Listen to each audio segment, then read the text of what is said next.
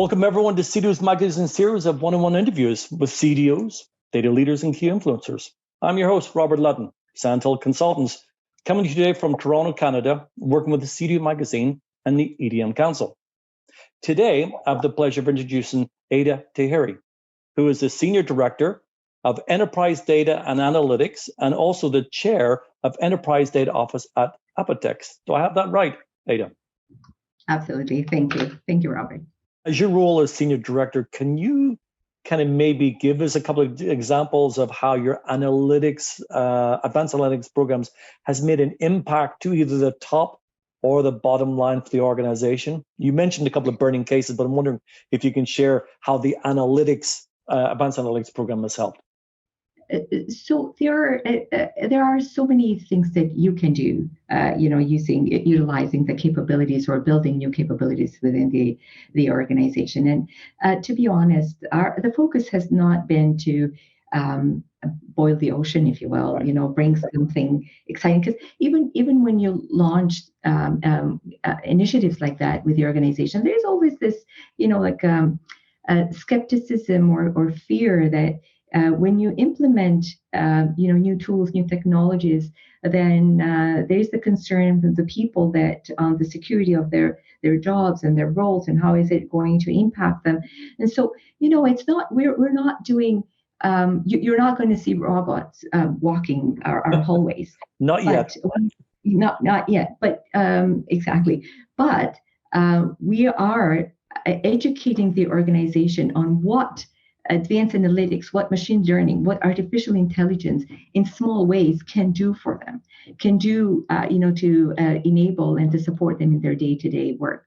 Whether it is supporting them when they're facing the customer and getting all the information and being proactive on providing or putting forward the best offer for the customer, whether it is on the R&D, on the research and development front, to use history to kind of predict some of the outcomes, whether it is on the people's management. So there are a few areas that we are focusing on, even when we talk about intelligence, market intelligence, like external information that we can bring together, kind of to put a picture with the domain, the data domain focus in mind. So how can we create a 360 view of the customer?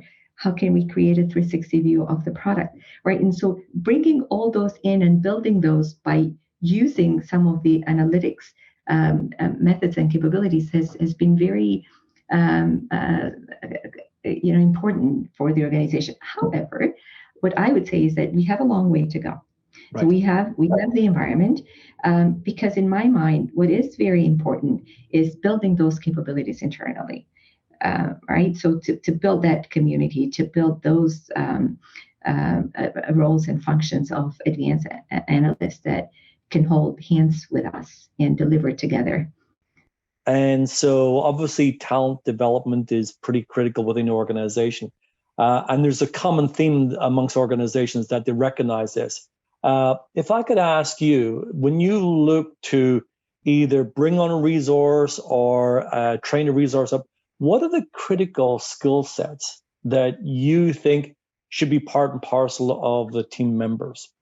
In the beginning, I said that we've set up the structure more as a hub and spoke, or like a hybrid structure where we have the center of excellence, but we are relying on subject matter expertise, on the data stewards, on the analysts that are out there in the business. And our focus has been to hold hands with them and bring those capabilities up. And in the last 2 years, there are two kind of types of talent and capabilities that we're focusing on. One is on the data stewards, and the other one is on the advanced analytics community. We have actually assessed our data stewardship and advanced analytics community. We have identified where the gaps are on a very high level. And in the last 12 months, we have embarked on building those communities and starting working on closing those gaps, right? And moving and bringing the level up.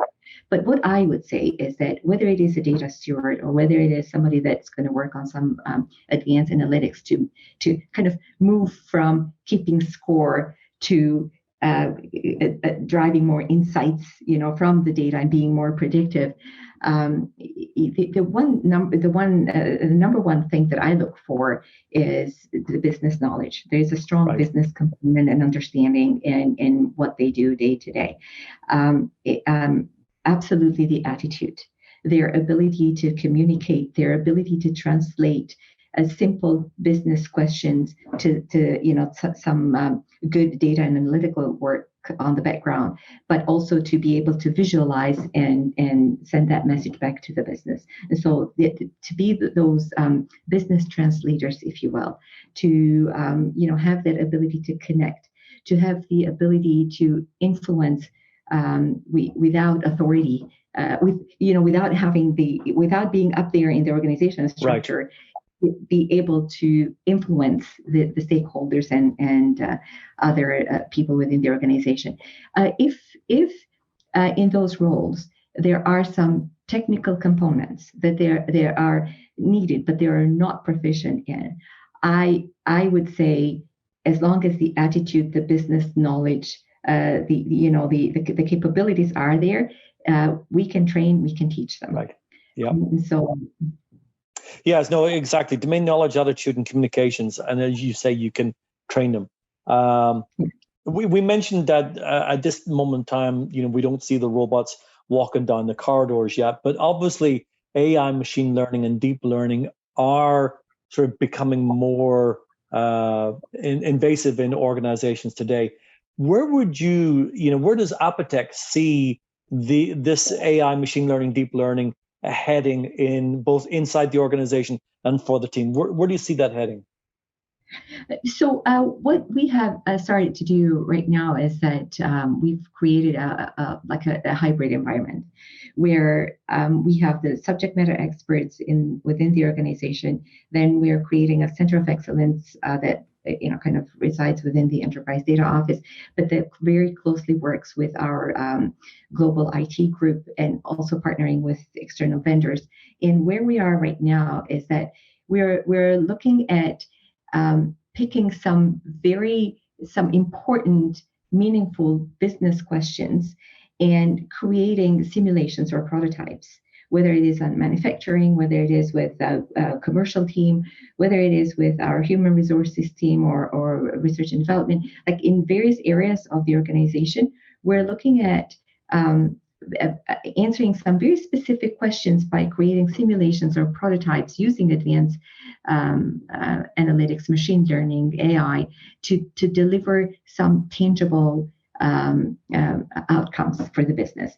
And the intention now, as we have built the environment, our enterprise data hub, is to work together and scale those up, right? And so then it's you learn by doing, you educate the organization, you deliver something that they can use on a day-to-day basis, and then you work on the scaling up. That's where we're focusing at now. I mean, keep in mind that we are building capabilities, we're building this as a function, we're educating the organization all at the same time. Again, quite a lot that you've got on your plate. And I love the fact that you start small and you repeat the success and build from that. Just in our last couple of minutes, Aida, as a senior director, is there any sort of best practices or don't do this, or I'd recommend you do this when you start creating your EDM function that you want to pass on to your data leaders and fellow colleagues? I would start, from a personal level. We all want to be successful leaders, and when we start implementing big initiatives like that, I would say listen and learn. Listen to people, subject matter experts, leaders outside of the organization, definitely inside the organization, but also outside that have gone through that path, and utilize the learnings and don't repeat the same mistakes. If it means that you really have to carve out your own path, then do so. Take that risk, because every organization is different. But the other component to that I was very aware from the very beginning was that we should never forget that the organization has, I'll take it on a personal level, has trusted me with one of the most important assets that we set in the very beginning. So check my ego at the door. and embrace the role as a trusted leader that you are, and be willing to stop, reevaluate, and change course early on if need be, right? And so I would say this has, at least from my perspective, has been very beneficial.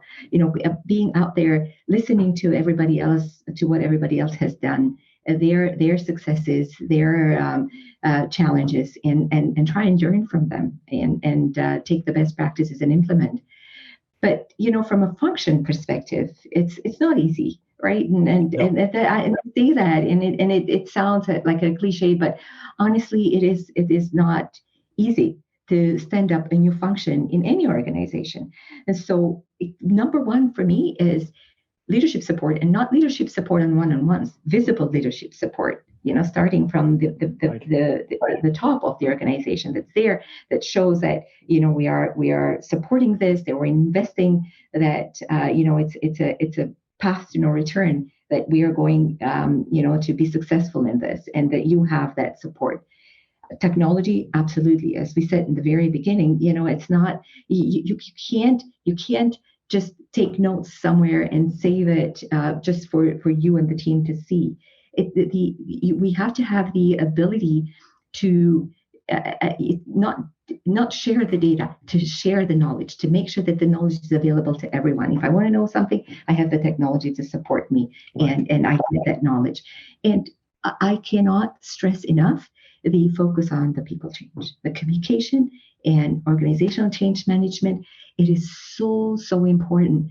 And I have a leader within the organization, the head of our communications, that keeps reminding me that the single biggest problem, it's the illusion that in communication is the illusion that it has taken place. And I know this is the same from Bernard Shaw, but I keep that in mind. I actually have it on top of my desk, because a lot of times you think that you've communicated enough, but you can never communicate enough. Over communication and organizational change management are key. Aida, I'd like to thank you for your time today. I know we've barely scratched the surface of what you're working on. Maybe one of these things we could actually do a deep dive on one of your pillars, but we appreciate the time. You've been very gracious with you.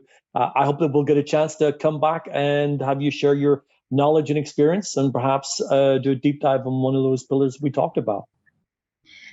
Absolutely. And anything that I can do to pay forward all the mentors and the leaders that have helped and supported me in this journey, I would. So very happy that you gave me this forum and this time. And Aida, I would echo that to all the mentors and data leaders that continue to support each other in this community. It's a wonderful community. It's wonderful to be part of this community. So just for our listeners, please visit cdomagazine.tech for additional interviews. And on behalf of everyone, Aida, thank you very much indeed. Thank you.